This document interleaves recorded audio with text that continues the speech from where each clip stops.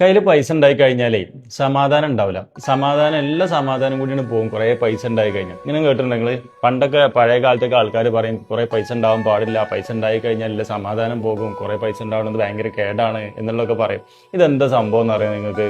ശരിക്കും നിങ്ങൾ ഒരു ചെറിയ സ്റ്റോറി പറഞ്ഞു. സ്റ്റോറി മീൻസ് നിങ്ങളൊന്ന് ആലോചിച്ച് നോക്ക്. ഇപ്പോൾ ഒരു പൈസക്കാരനായിട്ടുള്ള ഒരു ധനികനായിട്ടുള്ള ഒരാൾ, ഒരു പാവപ്പെട്ട ഒരാൾ, ഒന്നുമില്ലാതെ ഒരു ദരിദ്രനായിട്ടുള്ള ഒരാൾ, ഈ രണ്ടുപേരും ഇവരുടെ രണ്ടുപേരുടെയും മകളുടെ കല്യാണം വന്നു.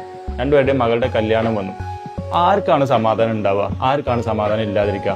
പൈസക്കാരനായ ആൾക്ക് മകളുടെ കല്യാണം നടക്കുമ്പോൾ സന്തോഷം കൂടും, എന്താകും, വലിയ വലിയ പരിപാടികൾ, ഗ്രാൻഡായിട്ടുള്ള ഭക്ഷണങ്ങൾ, ഓഡിറ്റോറിയം എല്ലാം ബുക്ക് ചെയ്ത് അയാൾ ഭയങ്കര സന്തോഷത്തിൽ അതിന് വരവേൽക്കും.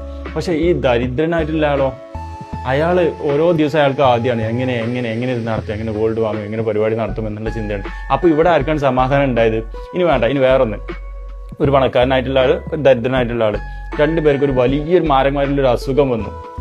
പൈസ ഉണ്ടെങ്കിൽ ഇത് തീർക്കാൻ പറ്റുമെന്ന് ഡോക്ടർമാർ പറഞ്ഞു. ഇത്ര 50 ലക്ഷം ഒരു കോടിയൊക്കെ ഉണ്ടെങ്കിൽ ഇത് നമുക്ക് മാറ്റാം എന്നുള്ളത് ഡോക്ടർമാർ പറഞ്ഞു. ആർക്കാണ് സമാധാനം ഉണ്ടാവുക? അപ്പൊ ഈ പൈസ ഉണ്ടായി കഴിഞ്ഞാൽ സമാധാനം ഉണ്ടാവില്ല എന്നൊക്കെ പഴയ ആൾക്കാർ പറഞ്ഞത് എന്തുകൊണ്ടറിയോ? അതായത് ഒന്നും ഇല്ലാത്ത ഒരാള്, കയ്യിൽ പൈസ എത്ര ശ്രമിച്ചിട്ടും പൈസ ഉണ്ടാക്കാൻ പറ്റാത്ത ഒരാള്, അയാളുടെ ഒരു സമാധാനത്തിന് വേണ്ടി പറഞ്ഞതാണ്. എന്ത്? പൈസ കയ്യിലുണ്ടായാലേ എല്ലാ സമാധാനം പോകുന്നുള്ളത് അയാളുടെ സമാധാനത്തിന്, അയാളുടെ സംതൃപ്തിക്ക് വേണ്ടി പറഞ്ഞതാണ്. അത്രേ ഉള്ളൂ ഇത്. നിങ്ങൾ എന്ത് ചെയ്യുക?